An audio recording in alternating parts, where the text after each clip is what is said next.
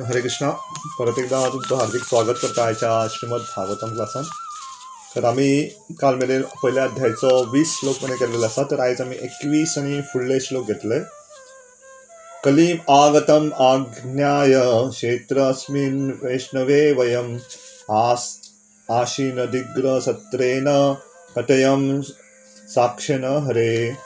Kalim, the age of Kali, iron age of coral, Agatam, having arrived, Agnyaya, knowing this, Kshetra, in this tract of land, Asmin, in this, Vaishnave, specially meant for the devotees of the Lord, Vayam, we, Ashinaha, seated, Dirga, prolonged, Chatrena, the performance of sacrifices, Katayam, in the words of Sa Shana, with time at our disposal, Harer, of the personality of Godhead. Translation: knowing well that the age of Kali has already begun, we are assembled here in this holy place to hear at great length the transcendental message of Godhead and in this way perform sacrifice. तो यहाँ पे कहा गया है खास करके कि हमें मालूम है कि कलियुग शुरुआत हो चुका है. तो कलियुग की शुरुआत जैसे ही भगवान कृष्ण अपने धाम वापस जाते हैं तो कली की शुरू हो जाती है. कली सबसे पहला जो प्रहार करते वो स्वयं परीक्षित महाराज, जब वो राजा थे उसके ऊपर ही पहला प्रहार करते और कली के प्रभाव से उन्हें श्राप मिलता है कि 7 दिन में उनकी मृत्यु होनी चाहिए. तो ऐसा कहते कली परीक्षित महाराज जब तक थे तो कली अंदर नहीं आ रहे थे, तो इसलिए परीक्षित महाराज को वहाँ से जाना था. ये भी एक भगवान की लीला ही है. अगर परीक्षित महाराज होते तो कलियुग शुरू ही नहीं होता था. इसलिए भगवान की कृपा से उनको आशीर्वाद प्राप्त हुआ और वो आशीर्वाद फल स्वरूप वो क्या करते, कली को यहाँ पे आने का अवसर प्राप्त होता है. Purport: This age of Kali is not at all suitable for self-realization as was Satya Yuga, the golden age, or Treta Yuga or Dwapar Yuga, the silver and copper. For self-realization, the people in Satya Yuga lived a lifetime of 100,000 years, were able to perform prolonged meditation, and in Treta Yuga, when the duration of life was 10,000 years, self-realization was attained by performance of great sacrifice. And in the Dwapar Yuga, when the duration of life was 1,000 years, self-realization was attained by worship of Lord.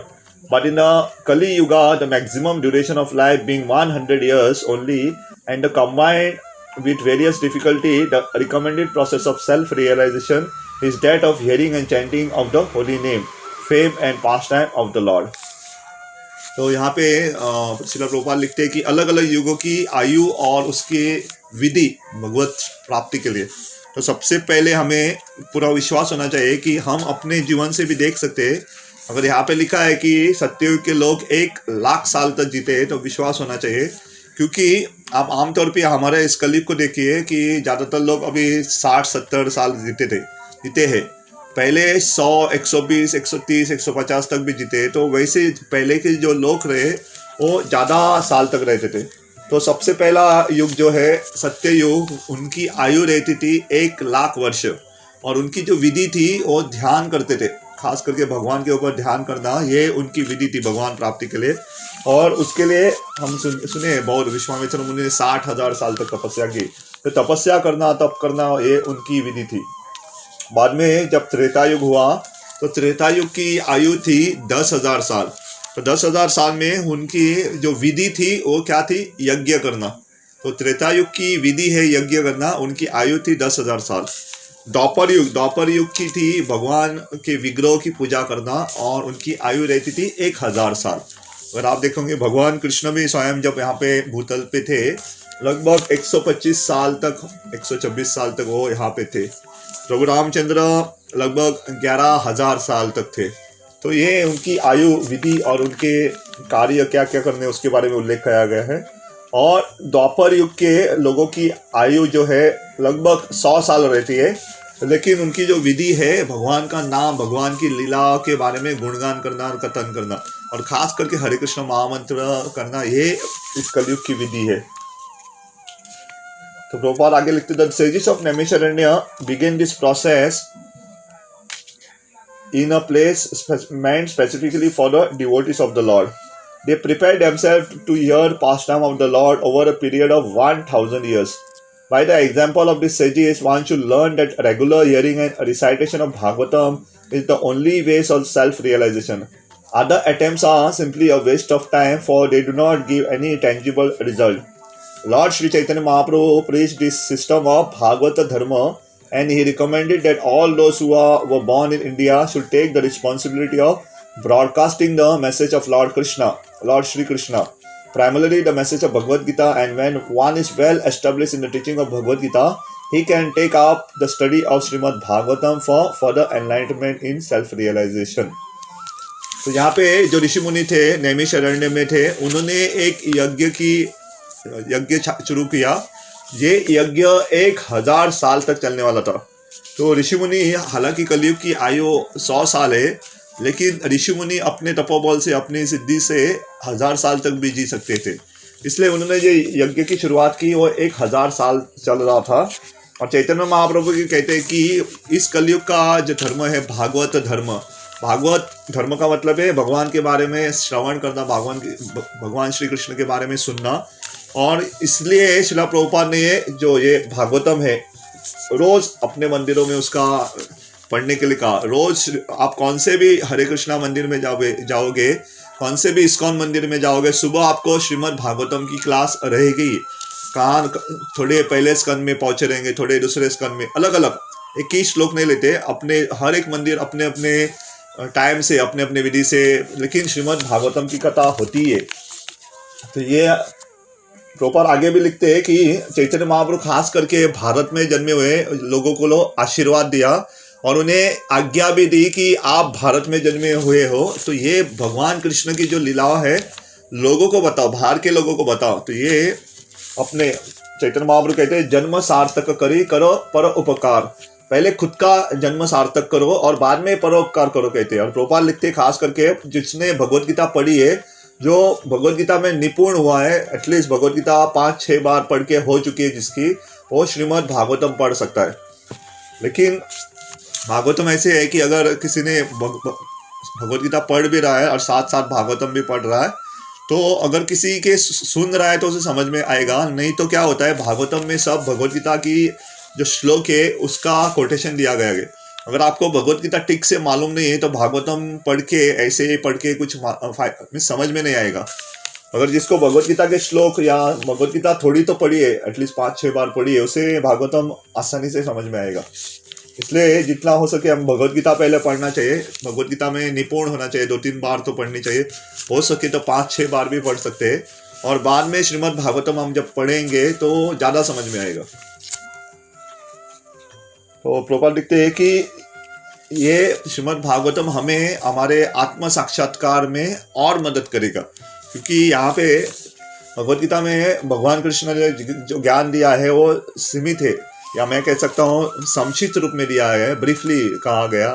जैसे एक मैं उदाहरण दे सकता हूँ, भगवान ने अपने धाम के बारे में एक ही श्लोक में कहा है भगवत गीता में। आप देखो, कहते हैं न तत् भाषत सूर्यो न शशांक न पावक यद गत्वा निवर्तते माम तद धाम परमम मम। भगवान कृष्ण अपने धाम के बारे में कहते हैं कि मेरा धाम है वैकुंठ, वहाँ पे न तत् भाषत सूर्यो, वहाँ सूर्य नहीं रहता है कहा, न शशांक, शशांक मतलब है चंद्र, वहाँ सूर्य नहीं है, चंद्र नहीं, न पावक, पावक का मतलब इलेक्ट्रिसिटी, वहाँ पे ऐसा लाइट नहीं है, फिर भी वो प्रज्वलित है। कैसे भगवान के शरीर से जो रोशनी आती है उससे वो तेज से या ब्रह्म ज्योति से प्रज्वलित है। यद गत्वा निवर्ते माम तद धाम परमम मम, जो उस धाम में जाता है वो वापस यहाँ पे भौतिक जगत में नहीं आता, इतना ही कहा है। लेकिन आप भागवतम पढ़े होंगे कि भागवतम में पूरा वर्णन दिया गया भगवान कृष्ण का धाम कैसा है। भगवान कृष्ण के धाम में पूरा वैदुर्य मणि से वहाँ पे है। वैदुर्य मणि एक ऐसा मणि है जो रंग बदलता रहता है।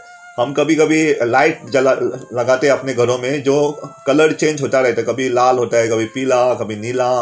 वैसे वैदुर्य मणि जो रहता है वो रंग बदलता है। दूसरा है वहाँ के जो वृक्ष है या पेड़ है वो कल्प वृक्ष है, जो भी आप मांगोगे वो आपको देंगे।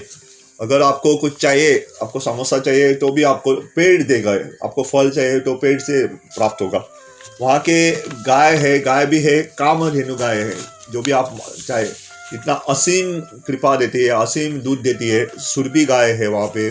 तो ऐसे ही उसका उल्लेख आपको भागवतम में मिलेगा। और भगवान क्या करते हैं अपने धाम में, उसका उल्लेख भी आपको दशम स्कंद में मिलेगा। भगवान कब उठते हैं, कब सोते हैं, क्या करते, दिन भर क्या करते रहते, तो इसकी पूरी जानकारी आपको भागवत देता है। तो इसलिए प्रभुपाद कहते हैं कि ये ऋषि मुनि जो बैठे थे उनको मालूम था कि अभी कलयुग शुरू हो चुका है, इसलिए वो कह रहे हैं कि आप उसे कलयुग का जो तोड़ है, इसका इलाज है, वो भी मालूम था। कलयुग के जो सारे समस्या का तोड़ है श्रीमद् भागवतम। इसलिए वो कह रहे हैं कि सुत गोस्वामी से कि हमें श्रीमद् भागवतम के बारे में कथा सुनाओ करके। आगे वाला श्लोक लेंगे हम।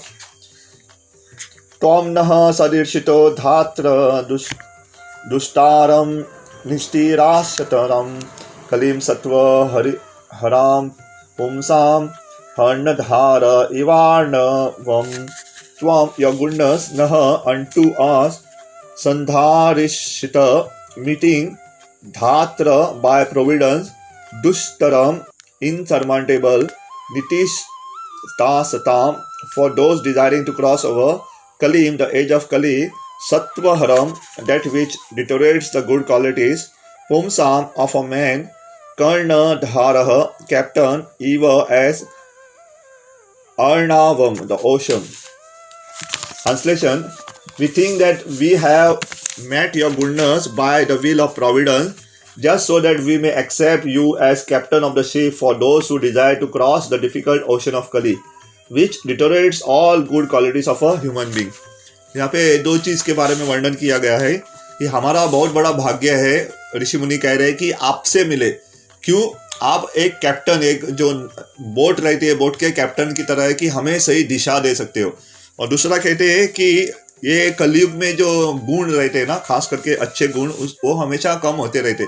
अभी आप देखो, पहले के थोड़े दिन पहले, थोड़े वर्ष पहले एक व्यक्ति झूठ बोल ही नहीं सकता था। उसके मन से अंतरात्मा उसे क्या कहते, इजाजत देती ही नहीं थी कि आप झूठ बोलो करके, हमेशा सच बोलते थे। लेकिन अभी लोग झूठ ऐसे कितने आसानी से बोलते हैं, इतना झूठ बोलते हैं।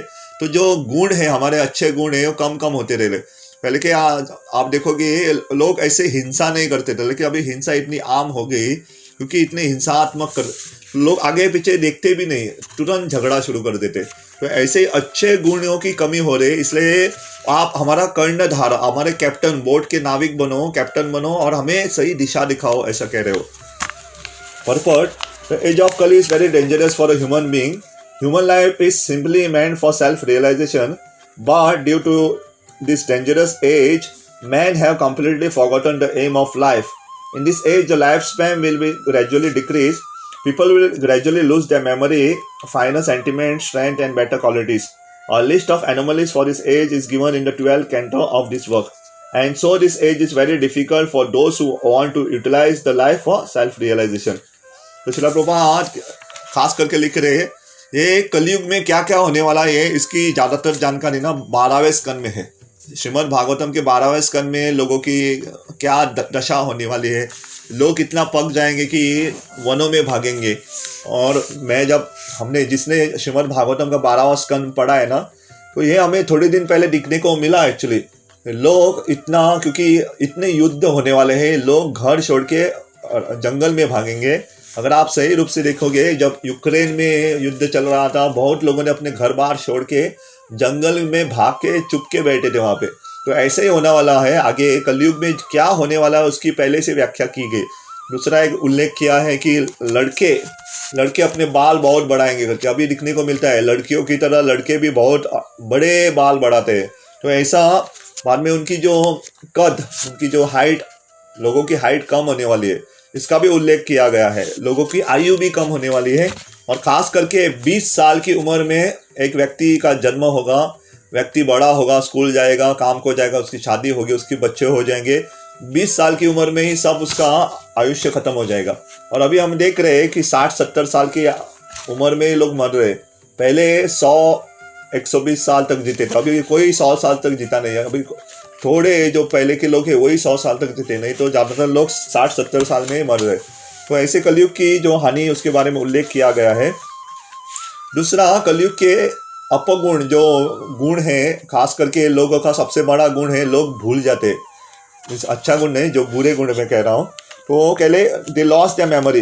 पहले तो भूलना है, दूसरे फाइनल सेंटिमेंट स्ट्रेंथ, जो उनकी सूक्ष्मता है, क्या अच्छा है क्या बुरा, वो भी खो चुके हैं। और तीसरा है शक्ति, बल, लोगों के पास शक्ति है ही नहीं। अभी पहले बिना अलार्म के लोग सुबह सुबह उठते थे और काम करते थे। अभी लोगों को बताओ कि आप सुबह सुबह उठो, खेत में जाओ, लोगों के पास शक्ति ही नहीं है। ये मैं भागवतम उठा रहा हूँ, लेकिन ये छोटा भागवतम है, वो भी आप देखोगे लेकिन थोड़ा मोटा है, उससे भी शक्ति नहीं हमें उठाने की, क्योंकि कलयुग में जो शक्ति है कम हो रही है। पहले अगर मेरी दादी है थी, वो आराम से एक 100 किलो की बोरी सिर के ऊपर उठा के चल सकती थी। अभी किसी को बोलेंगे कि 100 किलो की बोरी उठाओ, नहीं होगा। और अगर कोई सिर के ऊपर उठाएगा तो उसकी गर्दन अकड़ जाएगी, नहीं होता है। तो कलयुग में ये सब चीज़ें क्षीण हो रही है, कम हो रही है, इसलिए हमें भागवतम की शरण लेनी चाहिए। तो प्रभुपाद आगे लिखते हैं कि the people who are so busy with sense gratification that they completely forget about self-realization.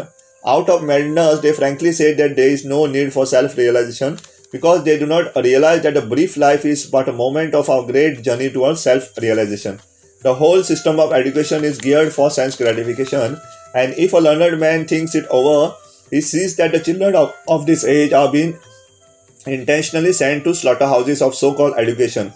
A learned man therefore must be cautious of this age, and if they at all want to cross over the dangerous ocean of Kali, they must follow the footsteps of sages of Naimisharanya and accept Sutta Goswami or his bona fide representative as the captain of the ship.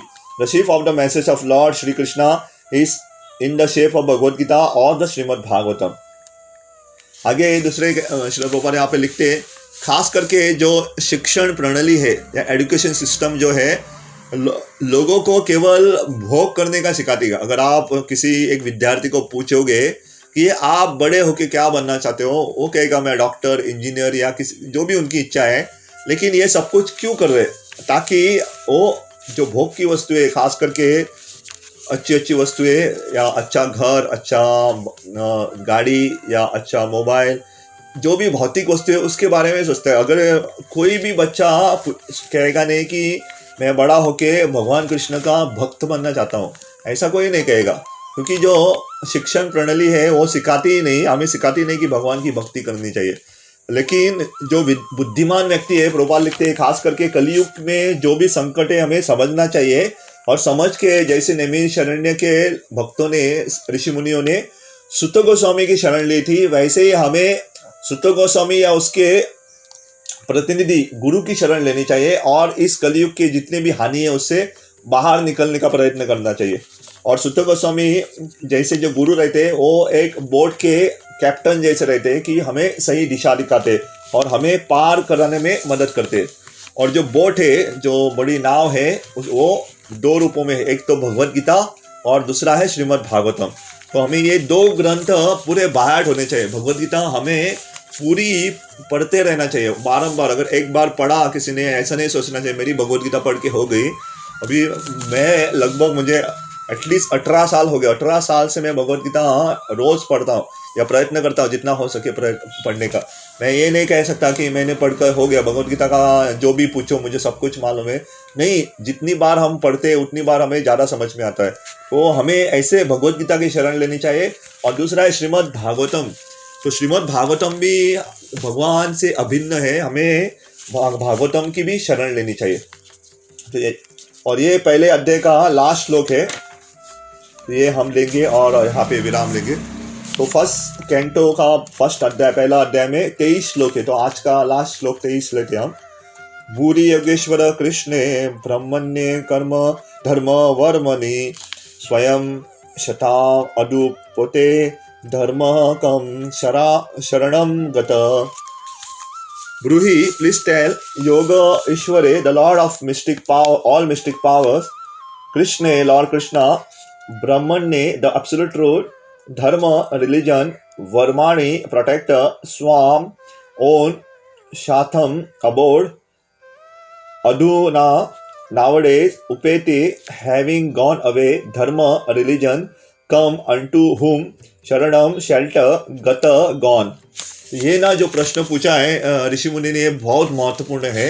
इसका उत्तर तो मैंने आपको पहले ही बता दिया था, लेकिन फिर भी हम जब आगे भागवतम की चर्चा करेंगे तो भागवतम में भी उसका उत्तर है। तो प्रश्न क्या है वो देखेंगे। Since Shri Krishna the absolute truth, the master of all mystic powers, has departed for his own abode, please tell us to whom the religious principle have now gone for shelter. तो वो पूछ रहे हैं कि भगवान कृष्ण अभी भगवत धाम गए हैं, तो धर्म ने किसकी शरण ली है? जो धर्म के जो क्रिया है, धर्म रिलीजियस प्रिंसिपल, उन्होंने किसकी शरण ली है? तो धर्म ने जो शरण ली है वो है श्रीमद् भागवतम। तो श्रीमद् भागवतम में सब धर्म की व्याख्या की गई है। तो पर्पट, essentially religion is the prescribed course enunciated by personality of God himself. Whenever there is gross misuse or neglect of the principle of religion, the Supreme Lord appears himself to restore a religion's principle. This is stated in the Bhagavad Gita. Here the sages of Naimisharanya are inquiring about this principle. The reply to the question is given later. The Srimad Bhagavatam is the transcendental sound representation of the personality of Godhead, and thus it is the full representation of transcendental knowledge and religious principle. Thus end the Bhaktivedanta purport of the first canto, first chapter of the Srimad Bhagavatam, entitled Questions by the Sages. तो श्रील प्रभुपाद खास करके लिखते हैं कि जब जब धर्म की ग्लानि होती है तो भगवान उस धर्म को पुनर्स्थापित करने के लिए अवतार लेते। और भगवद गीता का श्लोक है, यदा यदा ही धर्मस्य ग्लानिर्भवति भारत। तो हम जानते हो, यदा यदा जब जब धर्म की ग्लानि होती है भगवान अवतार लेते, वापस अवतार लेते उस धर्म को पुनर्स्थापित करने के लिए। तो वही प्रश्न पूछ रहे हैं कि भगवान अभी आप नहीं हो यहाँ पे, तो किसकी शरण ले, या धर्म ने किसकी शरण ली है? तो प्रभुपाद लिखते हैं इसका उत्तर आगे के अध्याय में है, लेकिन हम उसका उत्तर जानते हैं, धर्म ने भागवतम की शरण ली है। तो ये सुंदर उख्यान है।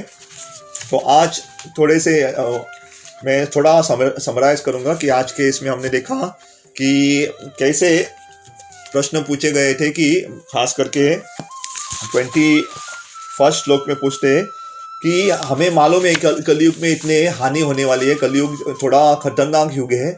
और प्रभुपाद लिखते हैं कैसे अलग अलग आयु रहती है, 1 लाख वर्ष रहते थे सत्ययुग में वगैरह। तो हमें क्या करना चाहिए इससे बचने के लिए?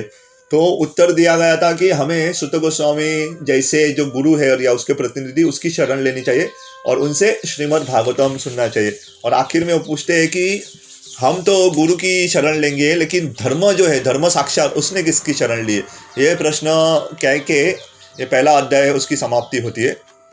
लेकिन हमें जानना चाहिए कि प्रभुपाद हर बार, प्रभुपाद इतने ऐसा कहते हैं कि एक रिवोल्यूशनरी प्रचारक है या एक भक्त है, ऐसा आपको कहाँ पे भी नहीं मिलेगा कि प्रभुपाद ने अपनी होशियारी से भक्ति के 64 अंग है ना पूरे हमारे दिनचर्या में डाले। सुबह सुबह उठते ही हम गुरु का स्मरण करते हैं। अगर आप कौन से भी इस्कॉन मंदिर में जाओगे, सबसे पहले गुरु आरती रहती है, संसार दावा नलील लोक। ये कहते हैं सबसे पहले ये संसार जो द्वा अग्नि, बड़ी अग्नि के समान है, उससे कैसे बचा जाए। तो अगर ये संसार जो अग्नि की समान उसके बचना है तो हम फायर ब्रिगेड को बुला के रहो, अग्नि को बुझा नहीं सकते। लेकिन उस अग्नि के ऊपर वर्षा या बारिश हो जाती तो अग्नि शांत होती है। तो गुरु कैसे बारिश के समान है कि अग्नि को, संसार की अग्नि को शांत कर देते। तो ऐसे एक अंग है। बाद में आप नरसिंह आरती गाते, हमारे हाथ को थोड़ा सेंट लगाते, हम भगवान का जो सेंट जो अर्पण किया वो जब सूंघते हैं तो भी हमारा शुद्धिकरण होता है। ऐसे अनेक 64 अंग है, 50 से ज़्यादा केवल सुबह के कार्यक्रम में ही हो जाते। ऐसे ही शिला प्रभुपाद ने सुबह श्रीमद् भागवतम कथा या भागवतम सुनने का भी अपनी दिनचर्या मंदिरों में डाला। शाम के समय भगवत गीता का श्रवण, भगवत गीता की चर्चा डाली।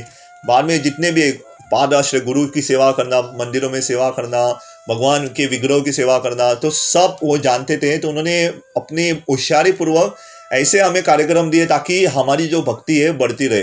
नहीं तो क्या होता है, मंदिर में जो रहते हैं उनके लिए वो आसान हो जाता है, लेकिन हम जो गृहस्थ है, खास करके जो घर में रहते हैं, उनके लिए अगर हमने विधि नहीं दी गई है, सुबह उठ के हम क्या करने वाले, हम कुछ पूजा नहीं कर रहे, हम भगवान का नाम नहीं ले रहे या भागवतम भगवत गीता नहीं पढ़ रहे, तो हमें भगवान को भूलने का अवसर ज़्यादा होगा। हम भगवान को भूल जाएंगे।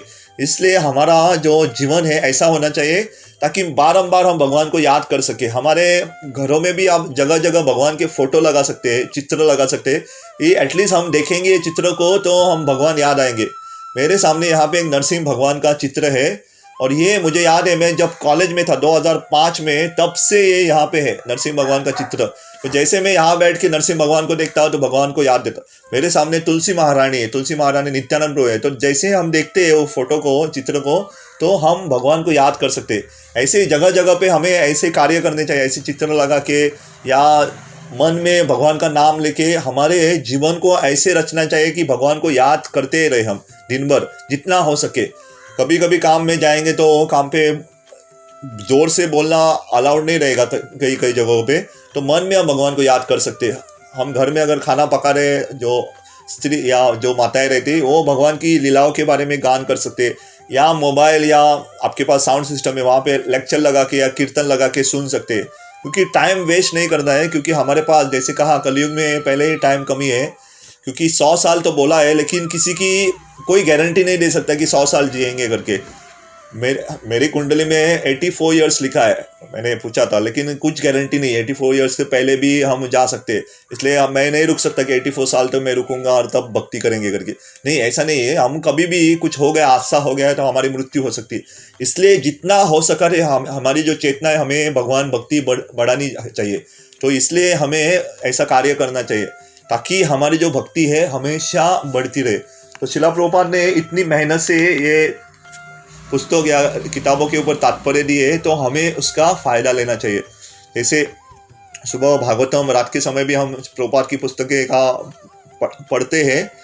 मुझे क्योंकि कभी कभी लेक्चर्स रहते हैं शाम के समय, तो रात के समय हर दिन आना संभव नहीं रहता है, इसलिए मैं सुबह का तो कार्यक्रम जो नाम स्मरण है और श्रीमद् भागवतम की कथा वो तो मैं करता हूँ। क्योंकि शाम के समय जो कार्यक्रम हमारे प्रोग्राम्स रहते हैं, अनेक बार वो 9 बजे नहीं समाप्त नहीं होते, क्योंकि लोग प्रश्न पूछते हैं, उनसे बात करनी रहती है। तो कभी कभी मैं ज़्यादातर में मेरा मिस ही होता है, लेकिन ये चल रहा है। कविता माता जी सुंदर तरीके से रोज़ प्रभुपाद के पुस्तक रीडिंग भी करते, बुक रीडिंग भी हो रहा है, तो वहाँ पे भी आप समय निकाल के जा सकते हैं। अगर कोई प्रोग्राम में नहीं जा रहा है तो प्रोग्राम में जा रहा तो अलग बात है। तो ऑलरेडी 8:30 हो चुकी है, तो हम रुकेंगे यहाँ पे।